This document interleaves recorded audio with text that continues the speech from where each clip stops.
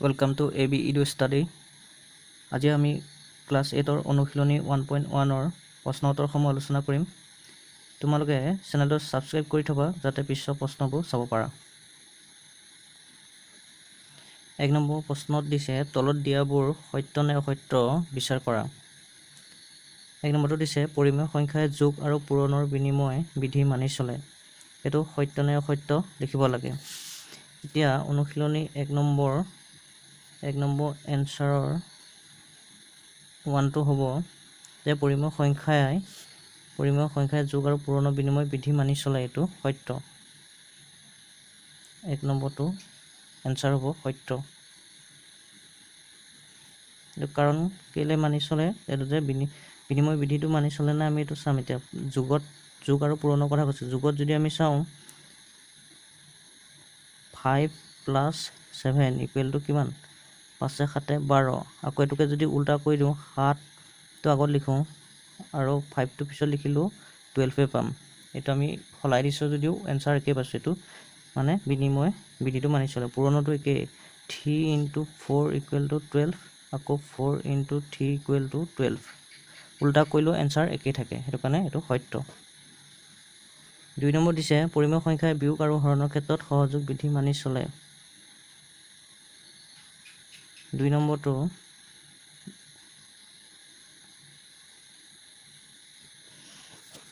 তো অসত্য হ'ব। উত্তৰটো হ'ব অসত্য। মানে আমি বিয়োগত সহযোগ বিধি মানি নচলে। বিয়োগ আৰু হৰণত পৰিমেয় সংখ্যাই সহযোগ বিধি মানি নচলে। 3 নম্বৰটো দিছে পৰিমেয় সংখ্যা বিয়োগত আবদ্ধ নহয়।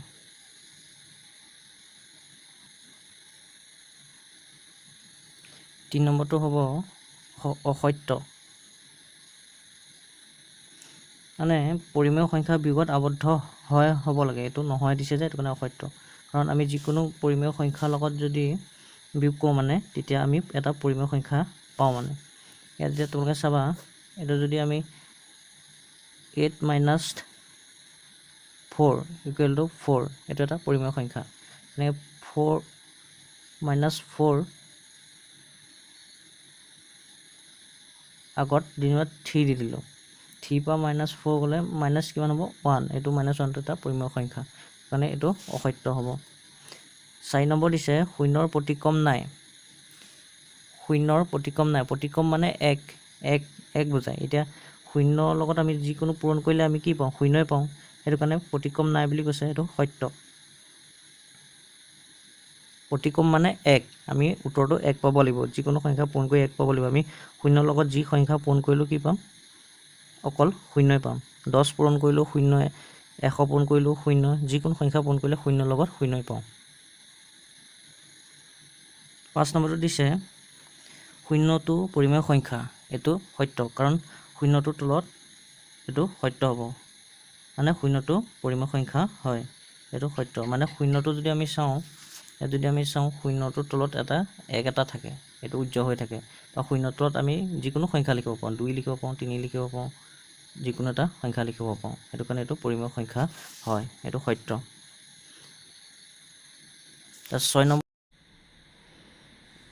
6 নম্বৰটোত দিছে 3/2 × 5/6 × 4/7 = 4/7 × 5/6 × 3/2। 3/2 ইয়াতো আছে, 3/2 ইয়াতো আছে, 5/6 ইয়াতো আছে, 5/6 ইয়াতো আছে, 4/7 ইয়াতো আছে, 4/7 ইয়াতো আছে। মানে দুইটা পক্ষ সমান। এই 6 নম্বৰটো হ'ব সত্য।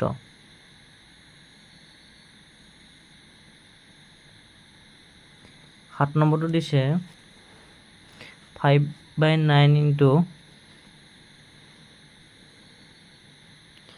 1/3 + 7/3 = 5/9 × 1/3 + 7/3।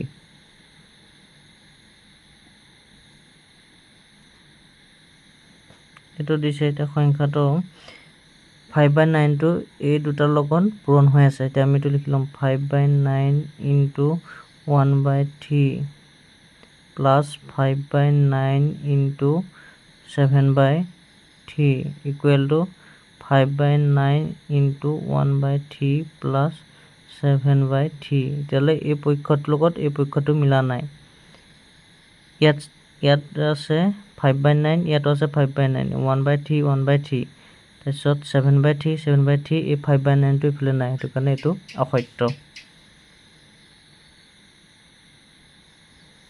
তো 7 নম্বৰটো অসত্য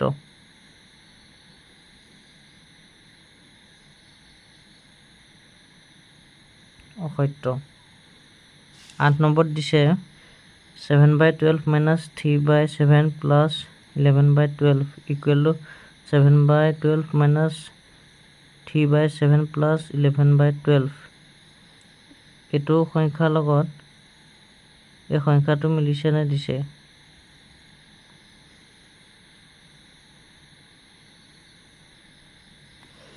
এতিয়া 8টো হ'ব অসত্য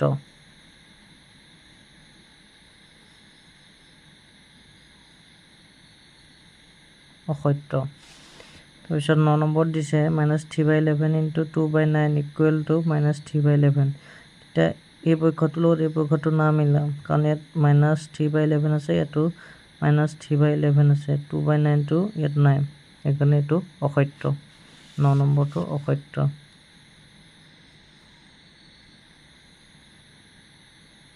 অসত্য তাৰপিছত 10 নম্বৰটো দিছে 4/9 এইটো এই ব্ৰেকেট চিন দিলে এইটোৰ লগত পূৰণ হৈ থাকে 11/12 plus -5/6 এইটোৰ লগত পূৰণ হৈ আছে আৰু ইকুৱেল 4/9 into 11/12 plus 4/9 into -5/6 এতিয়া এই সংখ্যাটো আমি পাতি ল'ম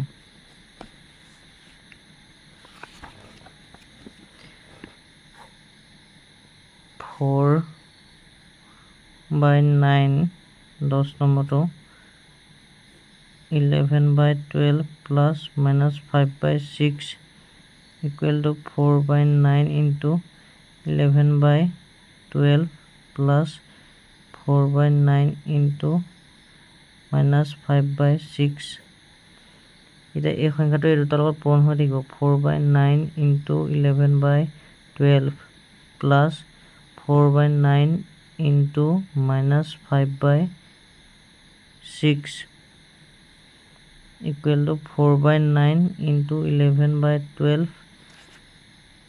plus 4/9 into -5/6 তেতিয়াহ'লে এই পক্ষ দুটা মিলি গৈছে ইয়াত যিকেইটা সংখ্যা আছে এই ইকুৱেলৰ পিছতো একেকেইটা সংখ্যাই আছে সেইটো কাৰণে এইটো 10 নম্বৰটো সত্য আমি 10 নম্বৰটো লিখিম সত্য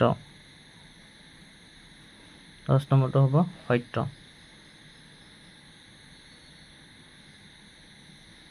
এতিয়া 2 নম্বৰ প্ৰশ্নটো দিছে যোগাত্মক বিপৰীত সংখ্যাবোৰ লিখা যোগাত্মক বিপৰীত মানে কি বুজায় দুটা সংখ্যা যোগ কৰি আমি শূন্য পাব লাগিব শূন্য পোৱাটোক যোগাত্মক বুলি কয় যোগ কৰি আৰু গুণাত্মক বুলি ক'লে পূৰণ দুটা সংখ্যা পূৰণ কৰি 1 পাব লাগিব সেইটো গুণাত্মক বুলি কয় গুণাত্মক মানে পূৰণ আৰু যোগাত্মক মানে যোগ উত্তৰটো কি পাব লাগিব দুটা সংখ্যা শূন্য পাব লাগিব যোগ কৰি এতিয়া 1 নম্বৰটো -7/9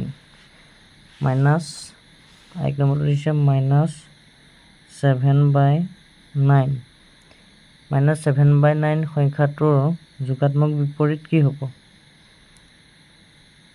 7/9 যোগাত্মক বিপৰীত হ'ব প্লাছ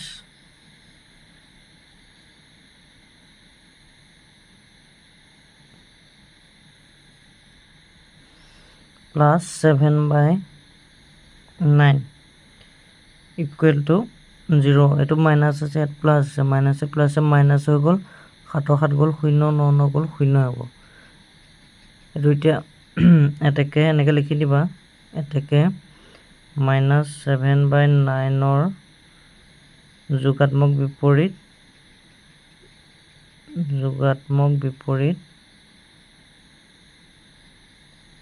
বিপৰীত 7/9 এনেকৈ লিখি দিবা তাৰপিছত 2 নম্বৰত কৈছে 3 যোগাত্মক বিপৰীত কি 2 নম্বৰত দিছে 3 যোগাত্মক বিপৰীত কি হ'ব -3 হ'ব নাই 3 পৰা মাইনাছ 3 হৈ গ'লে 0 হ'ব 3 গ'ল থাকিল 0 এতেকে 3 যোগাত্মক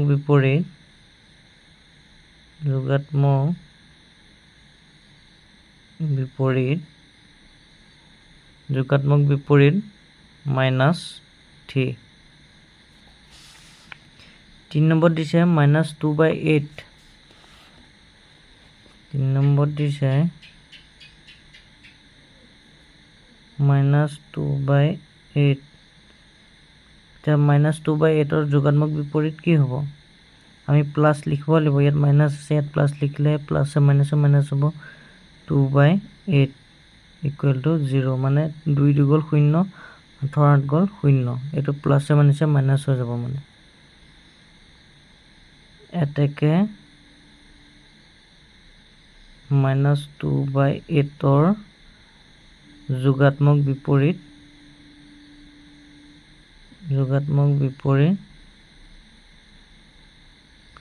2/8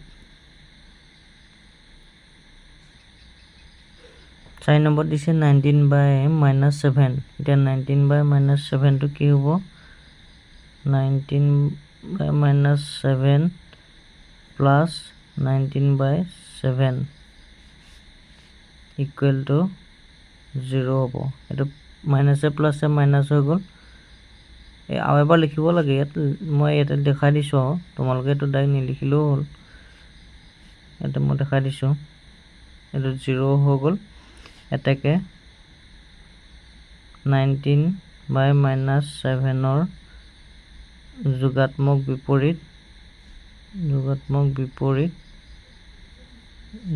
বিপৰীত হ'ব 19/-7 19/7 5 নম্বৰটো হৈছে -a/c এটা -a/c টো আমি যদি কৰো কি হ'ব -a/c plus a/c equal to 0 হ'ব মানে আমি মাইনাসত থাকিলে প্লাসত লিখিম আকৌ যদি প্লাসত থাকে সংখ্যাটো আমি এফালে মাইনাসত লিখিম এতেকে -a/c ৰ যোগাত্মক বিপৰীত হ'ব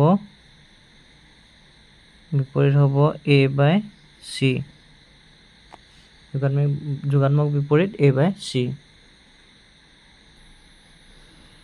3 নম্বৰ দিছে -20/11 আৰু 5/6 ৰ যোগাত্মক বিপৰীত সংখ্যা দুটা লিখা এতিয়া এই দুটা যোগাত্মক বিপৰীতটা কি হ'ব এতিয়া আমি যদি চাওঁ 3 নম্বৰ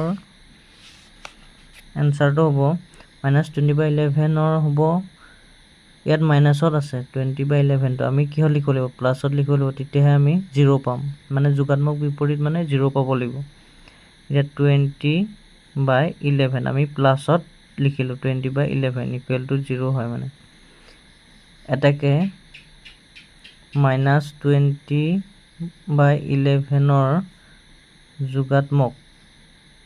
যোগাত্মক বিপৰীত 20/11 আৰু আমি যদি চাওঁ 5/6 ৰ যোগাত্মকটো কি হ'ব বিপৰীতটো ইয়াত প্লাসত আছে আমি এবাৰ মাইনাসত লিখিম -5/6 মাইনাস হলেহে ইয়াত প্লাস ইয়াত মাইনাস প্লাসে মাইনাসে মাইনাস হ'ব ইকুৱেল টু 0 ওলাব এটাকে 5/6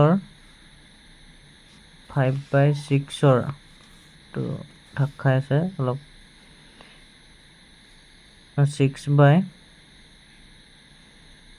5/6 ৰ যোগাত্মক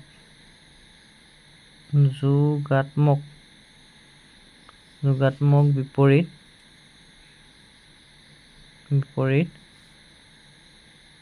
-5/6